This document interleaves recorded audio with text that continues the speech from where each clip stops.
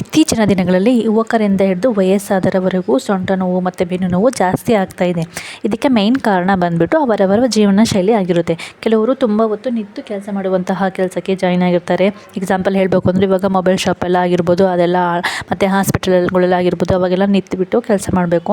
Next ಕೆಲವೊಬ್ಬರು ತುಂಬ ಹೊತ್ತು ಕೂತು ಕೆಲಸ ಮಾಡುವಂಥ ಕೆಲಸಕ್ಕೆ ಜಾಯ್ನ್ ಆಗಿರ್ತಾರೆ. ಎಕ್ಸಾಂಪಲ್ ಹೇಳಬೇಕು ಅಂದರೆ ಸಾಫ್ಟ್ವೇರ್ ಫೀಲ್ಡ್ ಆಗಿರ್ಬೋದು. ಇವಾಗ ಲ್ಯಾಪ್ಟಾಪಲ್ಲಿ ಕೆಲಸ ಮಾಡೋರು ಆಲ್ಮೋಸ್ಟ್ ಅಲ್ಲಿ ಒಂದು 7 to 8 hours ಅವ್ರು ಕಂಟಿನ್ಯೂಸು ಕೂತ್ಕೊಂಡ್ಬಿಟ್ಟು ಕೆಲಸ ಮಾಡಬೇಕಾಗುತ್ತೆ.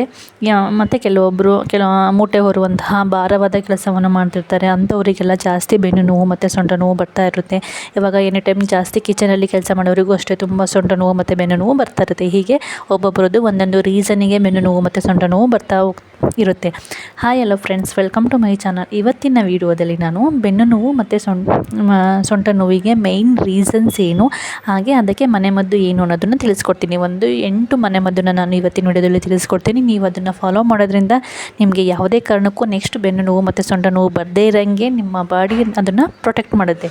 ಸೊ ಬನ್ನಿ, ಹಾಗಾದರೆ ಫಸ್ಟ್ ರೀಸನ್ಸ್ ಏನು ಅಂತ ಹೇಳ್ತಾ ಹೋಗ್ತೀನಿ. ಫಸ್ಟ್ನೇ ರೀಸನ್ ಬಂದುಬಿಟ್ಟು ವಿಟಮಿನ್ ಡಿ ಏನಾರೇ ಕೊರತೆ ಇತ್ತು ಅಂದರೆ ನಿಮ್ಮ ಬಾಡಿಯಲ್ಲಿ, ಆಗ ನಿಮಗೆ ಜಾಸ್ತಿ ಸೊಂಟ ನೋವು ಬರೋ ಚಾನ್ಸಸ್ಸು ತುಂಬಾ ಇರುತ್ತೆ. ಹಾಗೆ ಸೆಕೆಂಡ್ ಒಂದು ಬಂದುಬಿಟ್ಟು ಕ್ಯಾಲ್ಶಿಯಂ ಕೊರತೆ. ಕ್ಯಾಲ್ಶಿಯಂ ಏನಾರೇ ರಿಚ್ ಆಗಿಲ್ಲ ನಿಮ್ಮ ಬಾಡೀಲಿ ಅಂದರೆ ಆಗ ಕೂಡ ನಿಮಗೆ ಸೊಂಟ ನೋವು ಬರೋ ಚಾನ್ಸಸ್ ಜಾಸ್ತಿ ಇರುತ್ತೆ.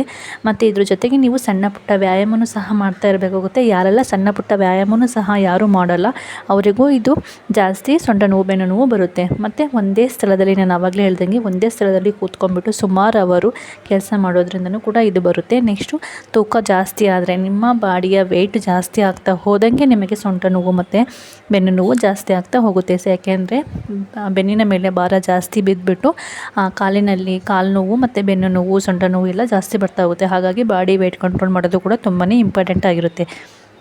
ಮತ್ತು ಭಾರವಾದ ವಸ್ತುಗಳನ್ನು ಯಾರೆಲ್ಲ ಎತ್ತಿ ಬಿಟ್ಟು ಕೆಲಸ ಮಾಡ್ತಾರೆ, ಎಕ್ಸಾಂಪಲ್ ಹೇಳಬೇಕಂದ್ರೆ ಮೂಟೆ ಹೊರುವಂತಹ ಕೆಲಸ, ಆ ಥರದ್ದೆಲ್ಲ ಯಾರು ಮಾಡ್ತಾರೆ ಅವರಿಗೆಲ್ಲ ಸಿಕ್ಕಾಪಟ್ಟೆ ಬೆನ್ನು ನೋವು ಬರ್ತಾ ಇರುತ್ತೆ. ಆಮೇಲೆ ಶರೀರದಲ್ಲಿ ಏನಾದ್ರು ವಾಯು ಜಾಸ್ತಿ ಆದರೆ, ವಾಯು ಅಂದರೆ ನಮ್ಮ ಜೀರ್ಣಕ್ರಿಯೆಯ ಸಮಯದಲ್ಲಿ ಹೊಟ್ಟೆ ಮತ್ತು ಕರುಳಿನಲ್ಲಿ ಉತ್ಪತ್ತಿಯಾಗುವ ಒಂದು ಅನಿಲ. ಇದು ಹೆಚ್ಚು ವಾಯು ಉಂಟಾದರೆ ಆವಾಗ ಗ್ಯಾಸ್ಟ್ರಿಕ್ ಆಗುತ್ತೆ. ಗ್ಯಾಸ್ಟ್ರಿಕ್ ಜಾಸ್ತಿ ಆದಾಗ ಬೆನ್ನು ನೋವು ಮತ್ತು ಸೊಂಟ ನೋವು ಬರೋ ಚಾನ್ಸಸ್ ಇರುತ್ತೆ. ಮತ್ತು ಮೂತ್ರಕೋಶದಲ್ಲಿ ಏನಾದ್ರು ಕಲ್ಲಿದ್ದರೆ ಆಗ ಕೂಡ ಬೆನ್ನು ನೋವು ಮತ್ತು ಸೊಂಟ ನೋವು ಬರುತ್ತೆ. ಇವಾಗ ತುಂಬಾ ವಾಯು ಜಾಸ್ತಿ ಆದಾಗ ಅದು ಕಾಲುಗಳಲ್ಲಿ ಹರಡಿ ಕಾಲುಗಳಿಗೂ ಕೂಡ ನೋವು ಜಾಸ್ತಿ ಬರ್ತಾ ಹೋಗುತ್ತೆ. ಕೆಲವೊಂದು ಟೈಮ್ ಸ್ಟೆಪ್ಸ್ ಹತ್ತಕ್ಕೂ ಆಗಲ್ಲ, ಆ ಥರ ನೋವು ಬರ್ತಾ ಇರುತ್ತೆ. ನಿಂತ್ಕೊಂಡ್ಬಿಟ್ಟು ಅಡುಗೆ ಮಾಡೋದಕ್ಕೂ ಆಗಲ್ಲ, ತುಂಬಾ ಬ್ಯಾಕ್ ಪೇನ್ ಬರ್ತಾ ಇರುತ್ತೆ, ಸೊಂಟ ನೋವು ಬರ್ತಾ ಇರುತ್ತೆ. ಸೊ ಈ ಥರ ಎಲ್ಲ ಪ್ರಾಬ್ಲಮ್ಸು ಸ್ಟಾರ್ಟ್ ಆಗ್ತಾ ಹೋಗುತ್ತೆ. ಸೊ ಇದಕ್ಕೆಲ್ಲ ಏನು ಪರಿಹಾರ ಅನ್ನೋದನ್ನು ಇವಾಗ ಹೇಳ್ತಾ ಹೋಗ್ತೀನಿ. ಸೊ ಯಾರಿಗೆಲ್ಲ ಬ್ಯಾಕ್ ಪೇನ್ ಇದೆ ಮತ್ತು ಯಾರಿಗೆಲ್ಲ ತುಂಬಾ ಬೆನ್ನು ಬರ್ತಾ ಇದೆ ಅವರೆಲ್ಲರೂ ಈ ಒಂದು ಸೊಲ್ಯೂಷನನ್ನು ನೀವು ಮಾಡ್ಕೊಬೋದು, ಮದ್ದನ್ನು ಮಾಡ್ಕೊಬೋದು. ಸೊ ಫಸ್ಟ್ನೇದು ಬಂದುಬಿಟ್ಟು ಒಂದು ಪಾತ್ರೆ ಇಟ್ಬಿಟ್ಟು ಅದರಲ್ಲಿ ಸ್ವಲ್ಪ ಮೆಂತ್ಯ ಸೊಪ್ಪನ್ನ ಹಾಕಿ ಅದನ್ನು ಹಬೆಯಲ್ಲಿ ಬೇಯಿಸಿ. ಸೊ ಮೆಂತ್ಯ ಸೊಪ್ಪನ್ನ ಚೆನ್ನಾಗಿ ಕ್ಲೀನ್ ಮಾಡ್ಕೊಂಡ್ಬಿಟ್ಟು ಒಂದು ಬಾಣಲೆ ಅಥವಾ ಒಂದು ಕುಕ್ಕರಲ್ಲಾದರೂ ಓಕೆ, ಕುಕ್ಕರಿಗೆ ನೀರು ಹಾಕಿಬಿಟ್ಟು ಅದ್ರ ಒಳಗಡೆ ಒಂದು ಸಣ್ಣ ಪಾತ್ರೆ ಇಟ್ಟು ಅದಕ್ಕೆ ಮೆಂತ್ಯ ಸೊಪ್ಪನ್ನ ಚೆನ್ನಾಗಿ ಇಟ್ಟುಬಿಟ್ಟು ಅದನ್ನು ಹಬೆಯಲ್ಲೇ ಬೇಯಿಸ್ಬೇಕು. ಅಂದರೆ ಮೆಂತ್ಯ ಸೊಪ್ಪಿಗೆ ನೀರು ಹಾಕ್ಬಾರ್ದು ಯಾವುದೇ ಕಾರಣಕ್ಕೂ.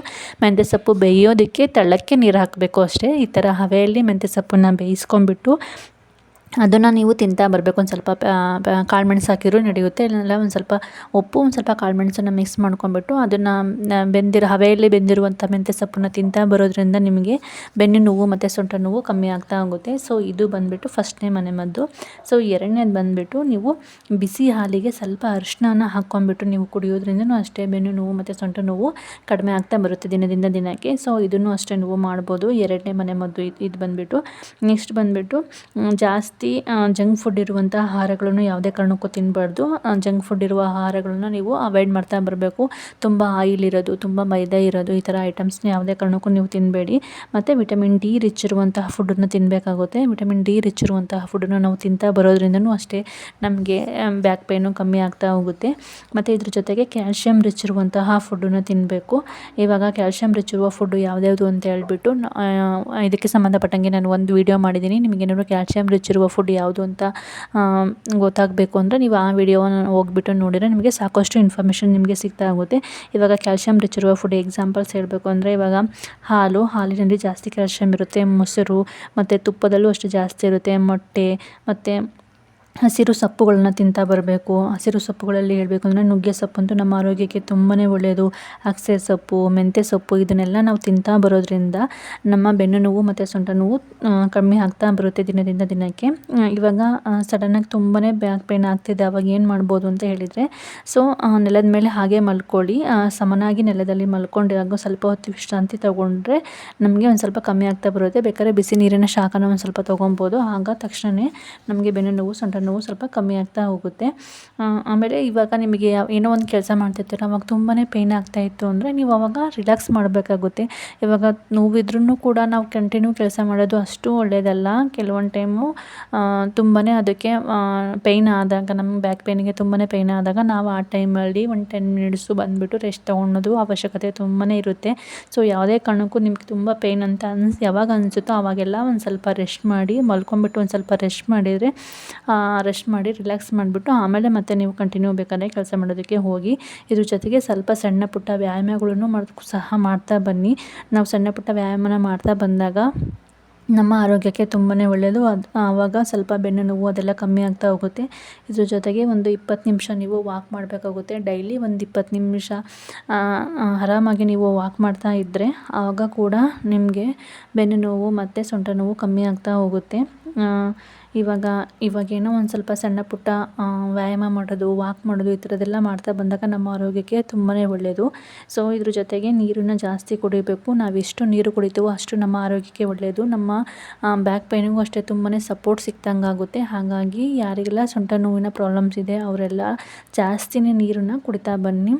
ಆಗ ನಮ್ಮ ಆರೋಗ್ಯಕ್ಕೆ ತುಂಬಾ ಒಳ್ಳೆಯದು. ಮತ್ತು ಯಾವಾಗ ನಮಗೆ ತುಂಬ ಬೆನ್ನು ನೋಯ್ತಾ ಇದೆ ಆವಾಗ ನಾವು ಕಾಲು ಕೆಳಗೆ ಒಂದು ದಿಂಬನ್ನು ಇಟ್ಕೊಂಡ್ಬಿಟ್ಟು ಮಲಗಬೇಕು.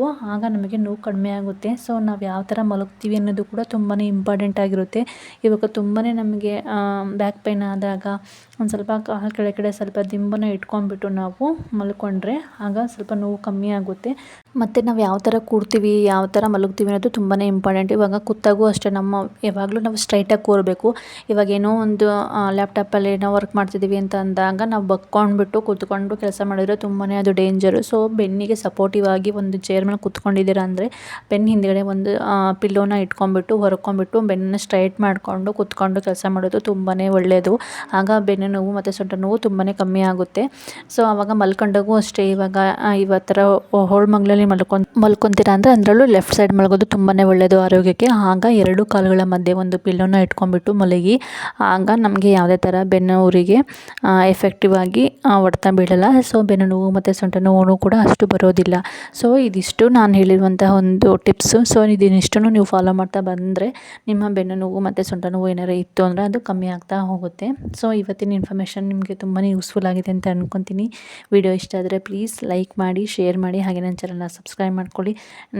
ಇದೇ ಥರ ಒಂದು ಒಳ್ಳೊಳ್ಳೆ ವೀಡಿಯೋಸ್ಗೋಸ್ಕರ ಪ್ಲೀಸ್ ನನ್ನ ಚಾನಲ್ಗೆ ಸಪೋರ್ಟ್ ಮಾಡಿ. Thanks for watching. Thank you so much.